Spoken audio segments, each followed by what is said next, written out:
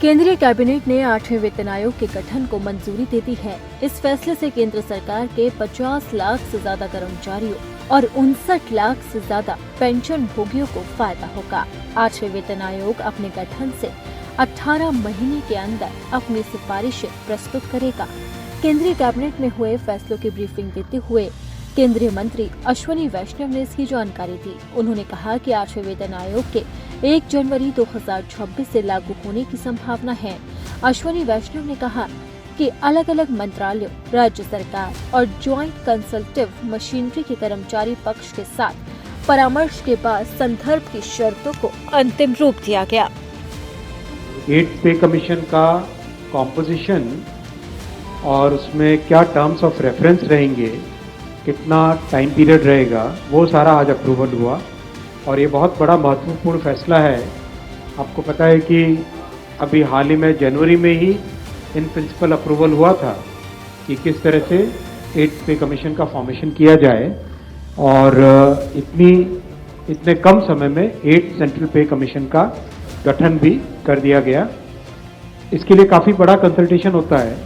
कई मंत्रालय जिनमें बड़ी संख्या में सरकारी कर्मचारी हैं सेंट्रल गवर्नमेंट के, डिफेंस हो गया, होम हो गया, रेलवे हो गया, और डीओपीटी के माध्यम से जो जॉइंट कंसल्टेटिव मैकेनिज्म है सभी यूनियंस का, सभी फेडरेशंस का, उस जेसीएम के साथ भी डिटेल्ड कंसल्टेशन होता है।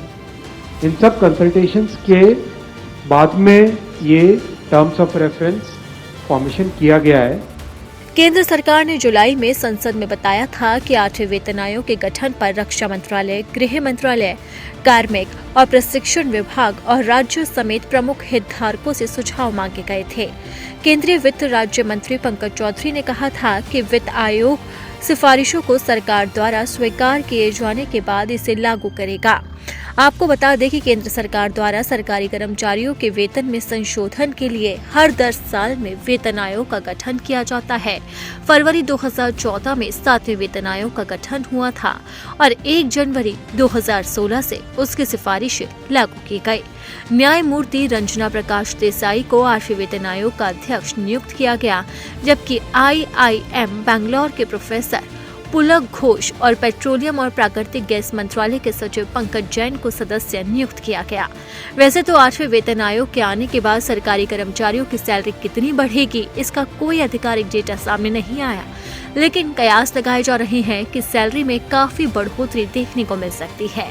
अगर लोअर डिवीजन क्लर्क को देखें तो इनका ग्रेड पे 1900 रुपए होता है और 7वें वेतन आयोग के तहत उनकी बेसिक सैलरी 18,000 रुपए होगी।